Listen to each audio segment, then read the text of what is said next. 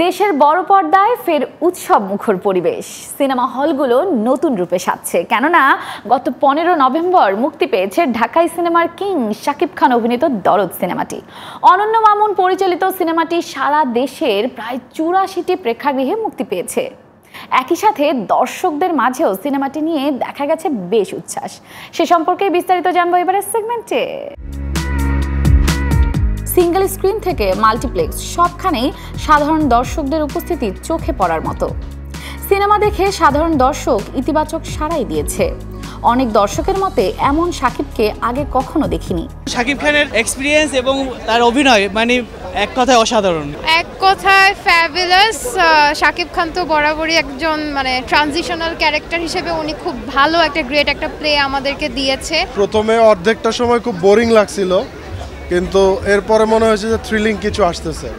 So এরপর আসলে সত্যিই খুব ভালো লাগছে, খুবই ভালো ছিল এবং মাল্টিপল পার্সোনালিটি ডিসঅর্ডারের কনসেপ্টটা বাংলাদেশে আনতে পারছে, খুবই ভালো লাগছে। ঈদের থেকে বেশি আমেজ পেলাম। এখানে এটা তো অ্যাকশন মুভি না, এটা হচ্ছে সাসপেন্স মুভি, কিন্তু যাই দেখবে একদম মানে মন থেকে বলতেছি গল্প নির্ভর ছবি। শাকিব খানের সিনেমা হিট আর ওর অ্যাক্টিং লাস্টটা অসাম, ভালো লেগেছে।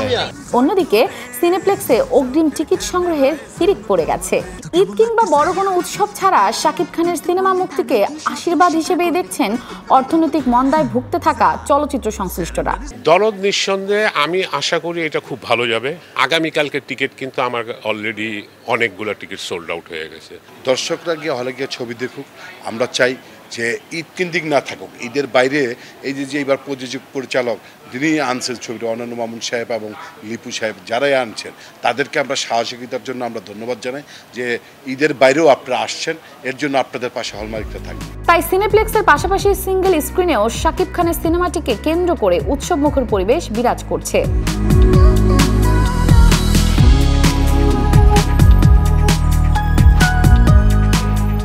বাংলাদেশ ভারত যৌথ প্রযোজনায় দরদ সিনেমাটি শুধু দেশেই নয়, মুক্তি পেয়েছে বিশ্বের 22টি দেশে একযোগে।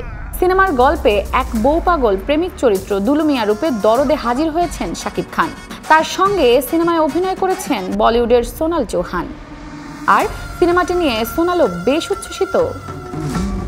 একজন প্রেমিক কখনো এতগুলো খুন করতে পারে না।